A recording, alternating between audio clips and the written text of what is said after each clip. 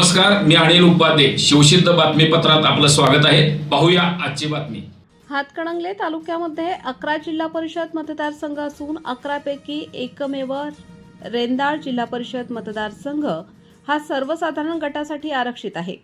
या ठिकाणी मागील निवडणुकीमध्ये ताराराणी पक्षातून विद्यमान आमदार राहुल आवाडे हे निवडून आले होते. आज या शिवाजी मुरलीधर जाधव यांनी शिंदे शिवसेनेच्या वतीने उमेदवारी अर्ज दाखल केला आणि शिवसिद्ध न्यूजशी बोलताना ते म्हणाले, नमस्कार, मी योगेश. सध्या आपण आहोत हातकणंगले तहसील कार्यालयाजवळ आणि या ठिकाणी रेंदाळ मतदारसंघातून शिवाजी मुरलीधर जाधव यांनी फॉर्म भरला आहे. तालुक्यात एकमेव जनरल हा मतदार जिल्हा परिषद गट पडला आहे. जाणून घेऊया नेमकी त्यांची भूमिका. काय सांगाल तरी याबद्दल आपण?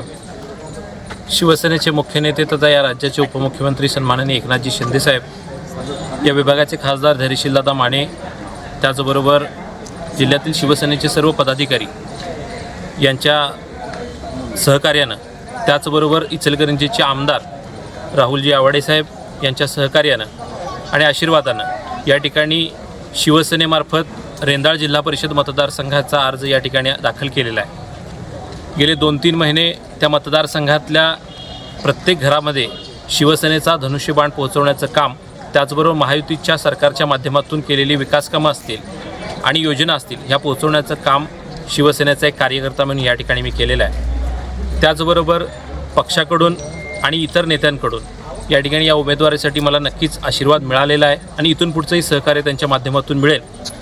आणि या तालुक्यातला एक सर्वात तरुण उमेदवार म्हणून माझ्या रेंदाळ जिल्हा परिषद मतदारसंघातील सर्व मतदार मला निवडून देतील असा विश्वास या ठिकाणी मी व्यक्त करतो.